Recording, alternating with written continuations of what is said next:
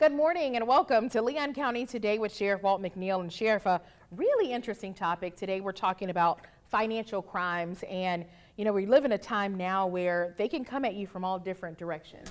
Absolutely. I'm going back to the hospital situation we had a few months ago.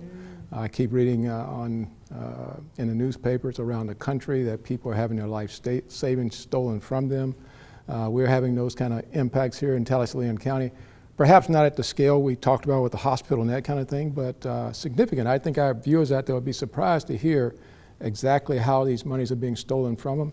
And quite honestly, many times it's our making the mistake of thinking that there's some well-intended person who cares about you, and that person then takes advantage of it. We're going to learn a lot more about that today, and I'm looking forward to this discussion, because I too don't know everything I need to know about these financial crimes. Right, and we're going to talk with one of our financial crimes detectives today, and she's going to share some information for our viewers on things that they should be looking out for. But it comes, as I said, in many different forms, and really one of our big targets locally are senior citizens. Yeah, senior citizens are always, in fact, I did a couple of classes a few years ago going to the senior centers and talking to the citizens about the crimes they're seeing or the possibility they're being the victim of a crime. And right now, with all the things taking place, we've got to use our cell phones more than we ever had before. The technology is what drives our economy and everything else.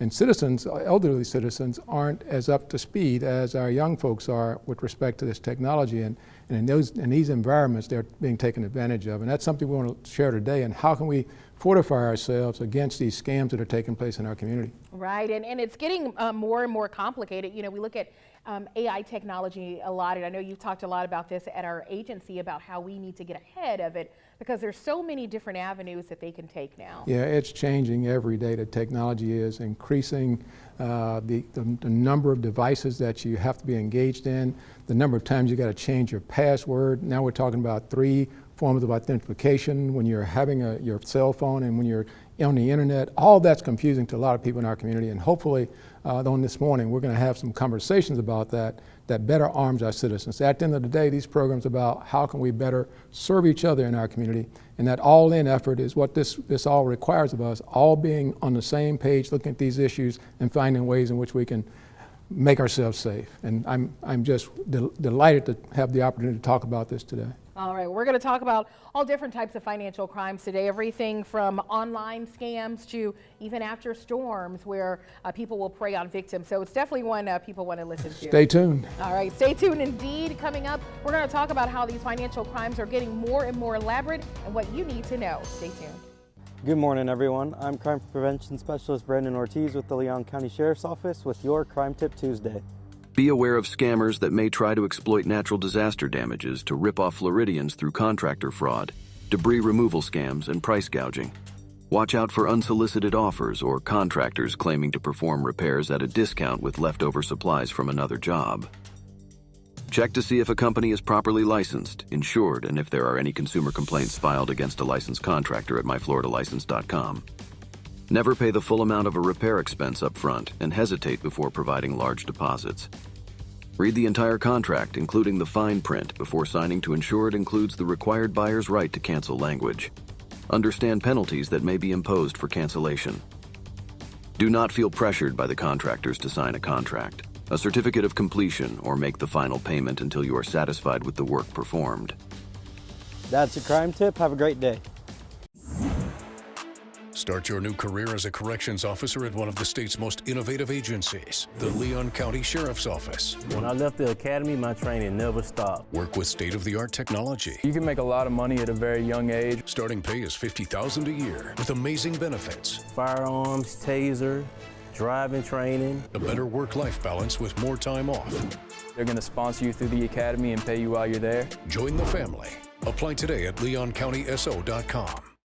At the Florida Sheriff's Association, we are able to serve our sheriffs and Floridians thanks to our member support. The FSA Member Perks program was created to give back to our members for all that they do. Members enjoy savings on restaurants, vacations, golf courses, car rentals, healthcare, movie tickets, theme parks, online shopping, and more. With over 300,000 offers, you'll always find ways to save. To learn more or to join the Florida Sheriff's Association, visit fsamemberperks.org. Welcome back. Some scammers out there are making It's their full-time job to steal your hard-earned money. Joining us now is LCSO Detective Mary Pecanis. Detective Pecanis, talk to me about your career in the Leon County Sheriff's Office. Thanks for having me. I've been a sworn deputy with the Sheriff's Office for about 10 years now. I did uniform patrol, and I trained some of the new hires, and now I've been in financial crimes for the past 3 years. And you're enjoying it, huh? I love it. I love my job. Well, one of the things we're talking about today is these financial crimes. In the financial crimes unit, there's one particular crime out there called a romance scam. Talk to me, what's a romance scam? So romance scams just never seem to go away, and every now and then they come back a little bit harder than normal. And it is exactly what it sounds like. Someone reaches out to you. Maybe you found them on your phone through a dating app. Maybe it was online through a dating app. Maybe it was social media such as TikTok or Instagram. And you meet this person and you think it's this person in their profile picture, and you begin a relationship with them, and they build your trust over time in order to take advantage of you later. Now, is that male being the victim or female being the victim often, or is it just? We have both, honestly. We have both. What are some of the red flags that our citizens should be aware of? So the biggest red flag that I would say is you meet this person on the internet, but they don't want to talk to you, right? So they don't want to talk to you on the phone. They have an excuse. They don't want to video chat with you over maybe FaceTime. They don't ever want to meet in person because either their car broke down or they were too busy, and there's always a reason why they can't actually meet you in person. So that is the biggest red flag, is not meeting the person that you think that you're speaking to and dating, frankly. Does that, I talked a moment ago about senior citizens being the victims. Are you seeing that, senior citizens being victimized by these romance scams or other types of scams? We do, and it's all ages, because everyone wants someone that they can share their life with, generally speaking. So we do have victims of all ages here. Now, we just got into hurricane season. Hurricane season, usually we have downed trees, and we've got people whose homes have been damaged in some way or fashion.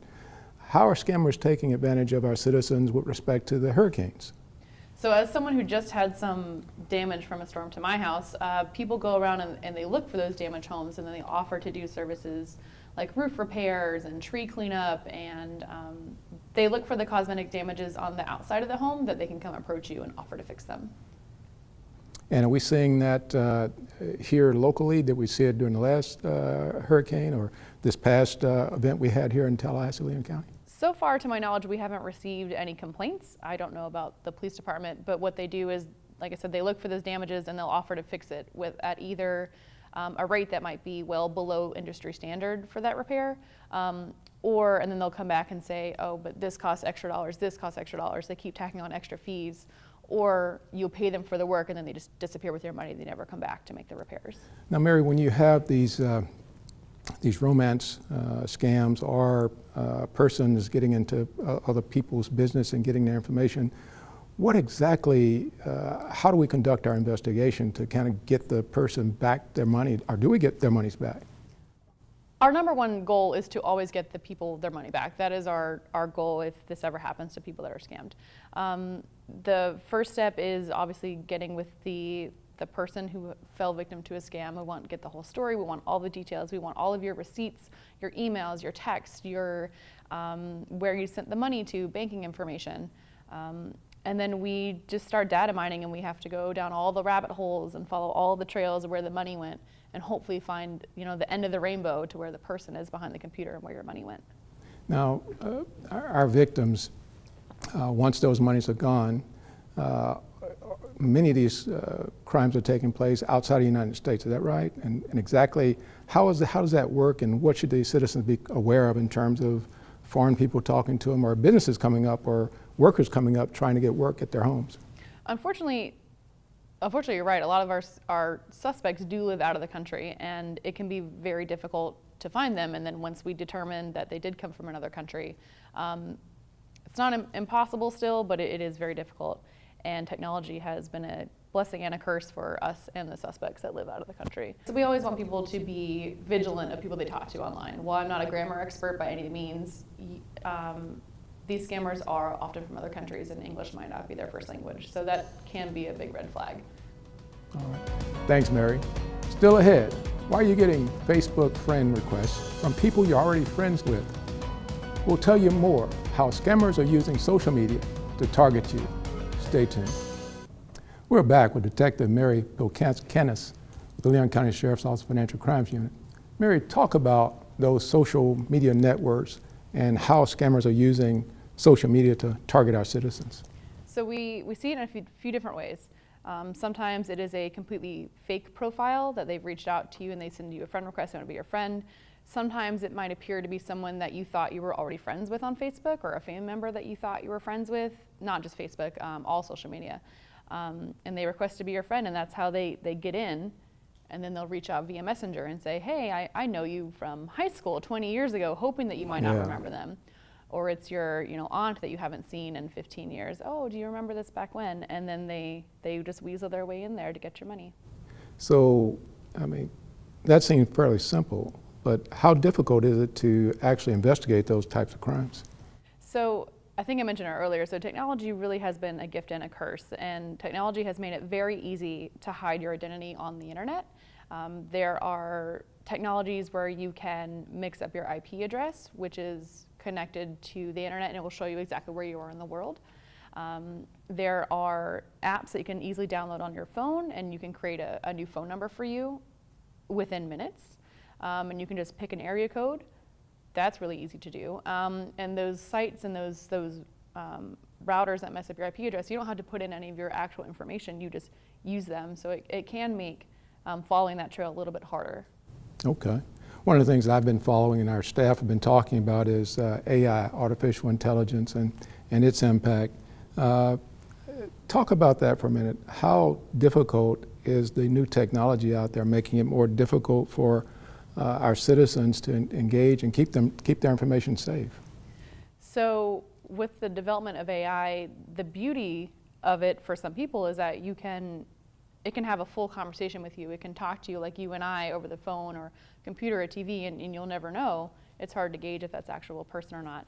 So I have read of reports from other police agencies around the country that people have said they've received phone calls from their loved ones saying that they're in trouble, they need money immediately, and then come to find out it's not actually their person. So while I'm not aware of any complaints that we have received that have used AI technology, it is something that we're keeping in the back of our minds. And I know that the Sheriff's Office, we're doing our initiatives to try and get ahead of it before it becomes a real problem here. Yeah, I'm trying to figure out, and maybe you don't know the answer to this, but those voices, when they get on the cell phone and they can actually sound just like a family member, and you're talking to that person, and they're saying, send money immediately, I'm here in Puerto Rico, wherever I am. And we haven't seen any of that here locally then? Not to our knowledge, no. I am just, I guess I'm like many other citizens out there, Mary, really concerned about how we keep ourselves safe in these types of environments. Are there any recommendations that you can make to our citizens that will help us in terms of trying to keep ourselves safe? I know we have some routines that we ask people to do. I talked about 3 authentication steps, that sort of thing. Are there any other things that you can think of that will help our audience here? I mean, honestly, the biggest thing is the more pressure they put on you to send money more immediately, the bigger the red flag is. So don't be afraid to call someone else or that person. If you can have a direct phone number for them, call them directly and say, hey, like I just got this phone call, like are you actually in trouble? Do you actually need this money? That's the biggest thing that people can do is to trust their instincts. And if it sounds too good to be true, if you have not heard from this person years and years and years, and now all of a sudden there's an emergency, they need money, no. And just trust your instincts and double guess everything. Are there any private providers out there that give you any kind of security that you can add to your systems at home that might also assist with these efforts? Or?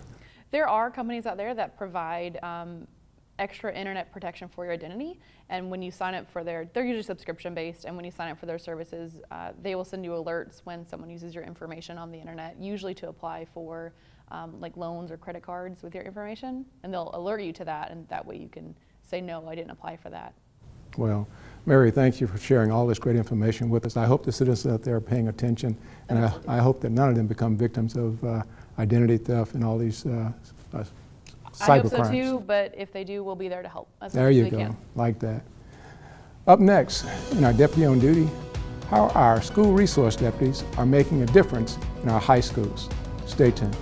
On this episode of Deputy on Duty, we're on the campus of Godby High School, home of the Cougars, and two deputies from the Leon County Sheriff's Office. I'm Adam Cook. I'm the school resource deputy at Godby High School. And prior to that, I came from a 10-year career with Department of Corrections between probation and the institution. Deputy Cook joined LCSO in 2021 and is now one half of the team dedicated to protecting more than 1,500 high school students and staff. Some days you can tell that something is off, like either the certain groups aren't where they're usually at or there's agitation. And that's where you can kind of tell the beginning of the day and possible where it's going to go. Other times I have my my same ones that I know where they're going to be. I know that it's like, hey, what's going on? And I'll have them, a few of them will walk around with me. And it's just that entire time until the first bell rings, like we're talking. Deputy Cook's experience of working in corrections is crucial. He's highly trained in mediating disputes among students and diffusing some tense situations. That every kid that walks in here, I want to make sure that every day my goal is met, that they feel safe coming into this school and not worrying about day-to-day issues that shouldn't occur in a school where they just need to be here and learning. Deputy Cook's journey to becoming a school resource deputy can be traced all the way back to his own teenage years.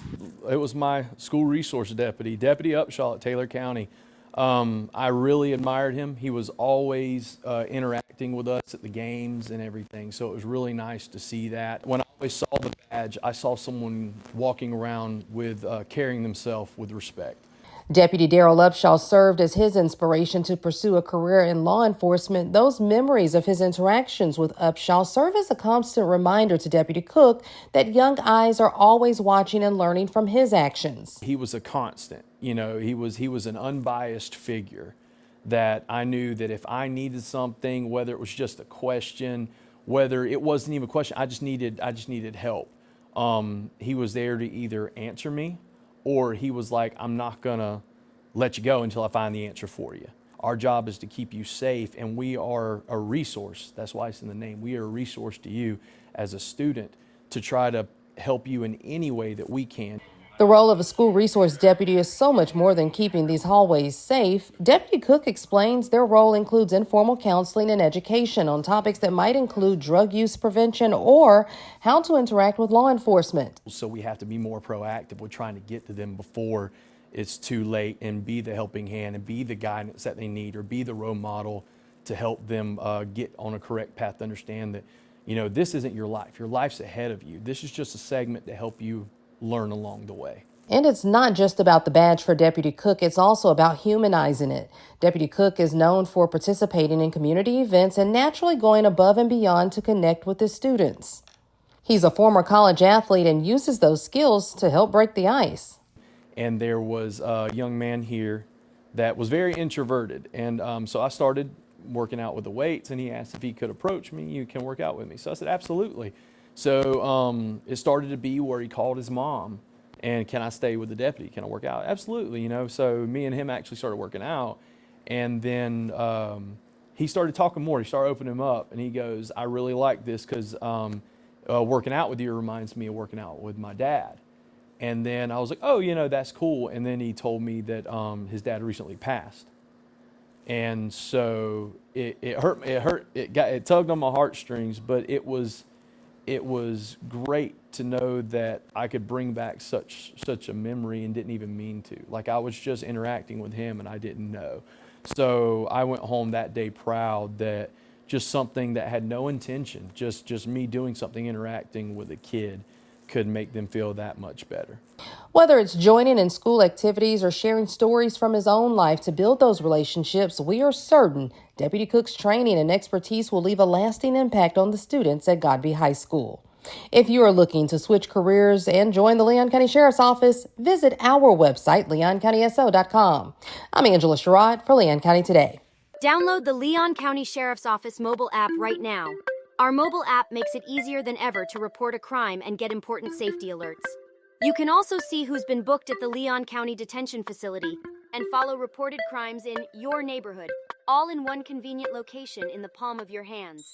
Download LCSO Connect right now. It's free in the Apple App Store and Google Play by searching LCSO Connect.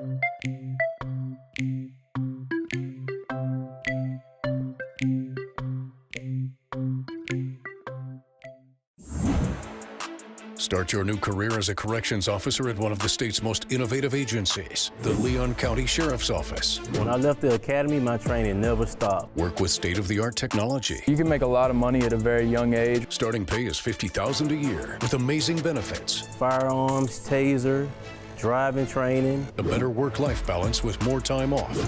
They're going to sponsor you through the academy and pay you while you're there. Join the family. Apply today at leoncountyso.com. Welcome back to Leon County Today with Sheriff Walt McNeil and Sheriff, our school resource deputies. We now have 2 in each of our high schools, and it really seems that they are enjoying those engagements. Absolutely. That's one of the things that superintendent of schools and I and our staff worked on, is to make sure, well, we got to make sure our schools are as safe we possibly can make them. And so we have 2 school resource deputies at each one of the high schools. We have deputies at all the other schools, in addition to Tallahassee Police Department and the private security that's working with us. So we're focused on safety. Safety is number one in everything we do. We also are happy about the start of the football season. We've had one situation occur at the football game, but I want citizens to know that we're working those situations out. We will have more deputies at each one of the schools in the football games, and anybody that's coming there to be disruptive, understanding we're going to be there and we're going to make sure that you are not there. But again, it's the start of the school year, and we want to get things going, and so the kids can have an enjoyable time at school. That's all it's all about, is getting their education and having a good time while they do it. That is what it's all about. And then going back to these financial scams, you really have to be diligent on all fronts to protect your information these days. It's absolutely scary, I can't tell you. I talk to my friends and my family members about all these authentications you've got to get. It becomes, laborious to keep doing those things over and over again. But those are the ways in which we keep ourselves safe and keep our monies secure. And so I urge you viewers out there to please do everything you can to do those authentications and keep your dollars safe. And be skeptical. And be skeptical, yeah, absolutely. All right. Thank you, Sheriff. And thank you all for watching for another episode of Leon County Today. We will see you back here next week.